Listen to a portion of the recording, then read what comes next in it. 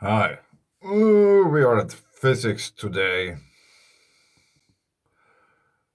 Uh, the demons haunting thermodynamics. The contradictory implications of statistical mechanics have worried physicists and philosophers for centuries. Does our present day knowledge allow us to exorcise these philosophical demons? Thermodynamics is a strange theory. Although it is fundamental to our understanding of the world, it differs dramatically from other physical theories. For that reason, it has been termed the village witch of physics.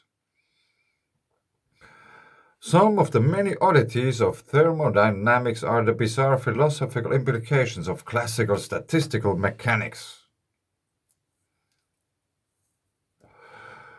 Uh, Thermodynamics don't do anything if there isn't electricity induced into the system. Like whatever heat or whatever movement of ions or these kind of things, it's all electrical. Everything. But let's go on. Well, before relativity theory and quantum mechanics brought the paradoxes of modern physics into the public eye. Ludwig Boltzmann, James Clerk Maxwell, and other pioneers of statistical mechanics wrestled with several thought experiments or demons that threatened to undermine thermodynamics. So, really, relativity theory, relativity theory, and quantum mechanics are bullshit. The Flammarion engraving, which depicts a man putting his head through the edge of the cosmic firmament, has often been used to symbolize humanity's quest for scientific knowledge.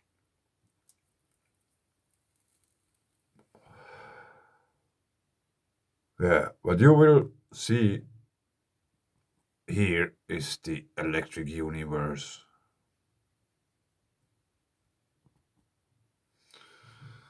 As simple as that.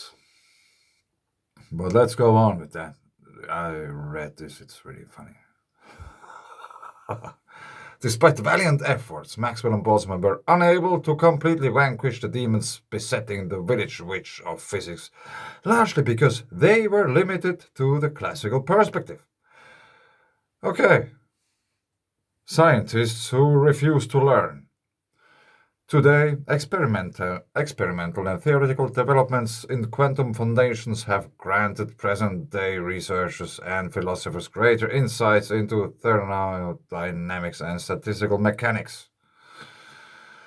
So, I would say this statistical mechanics is this uniformitarianism theory. They allow us to perform quantum exorcism on the demons haunting thermodynamics and banish them once and for all. Okay, I guess that demons are invented, exorcism is invented, and also quantum mechanics is invented too. So, let's go on with this invented world they are trying to figure out how it works. Low-Schmidt's demons and time reversibility. Oh man.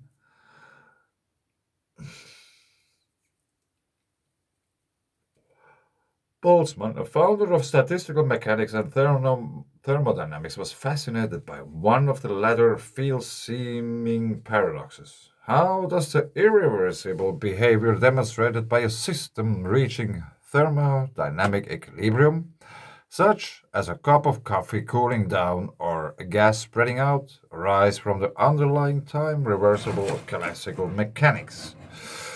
The equilibrating behavior only happens in one direction of time. So does it with the first thing.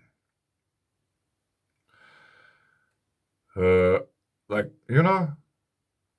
There's just one way to make a coffee, making it forward. You can't put it backwards, just doesn't work. Never. Just won't.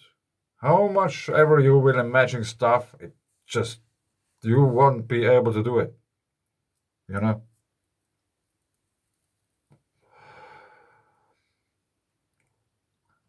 If you watch a video of a wine glass smashing, you know immediately whether the video was in rewind or not. In contrast, the underlying classical or quantum mechanics are time reversible. If you were to see a video of lots of billiard balls colliding, you wouldn't necessarily know whether the video was in rewind or not. Throughout his career, Boltzmann pursued a range of strategies to explain irreversible equilibrating behavior from the underlying reversible dynamics. Boltzmann's friend Joseph Loschmidt famously objected to those attempts. He argued that the underlying classical mechanics allow for the possibility that the momenta are reversed, which would lead to the gas retracing its steps and anti-equilibrating to the earlier lower entropy state. So we have anti-equilibrating things happening. We have antimatter. We have black holes.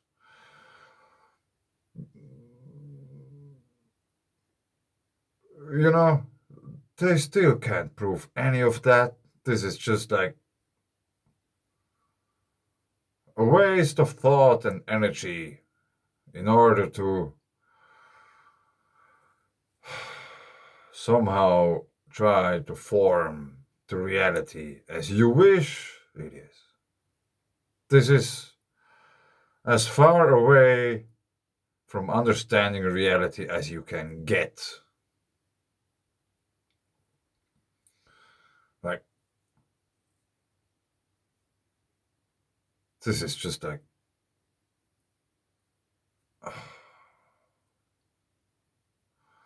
yeah, let's go on. I read a little bit, but I don't think that I have the nerves to go to the end of it. I even think that there's no point. Like, reading that is just a waste of time. Don't read that. I will put the link below, but don't read it. Don't read something else. I will put 2 links below. Read the second one. Boltzmann challenged Loschmidt to try to reverse the momentum, but Loschmidt was unable to do so. Nevertheless, we can envision a demon that could. Yeah, envision more. Just envision everything. And then wonder why you can't get it. After all, it's just a matter of practical impossibility, not a physical impossibility, that we can't reach into a box of gas and reverse each molecule's trajectory. No, because it doesn't work like that. That's why you won't never find the truth. You're just like on such a wrong lane and in the wrong direction. Like, if you start to imagine the first thing, you have to imagine 2 other things in order to make the first thing work. And for everything you starting to imagine in order to make something function, you have to imagine many other things. Like, it's like a dream world, you know? It works really well until you wake up. Thanks. Bye.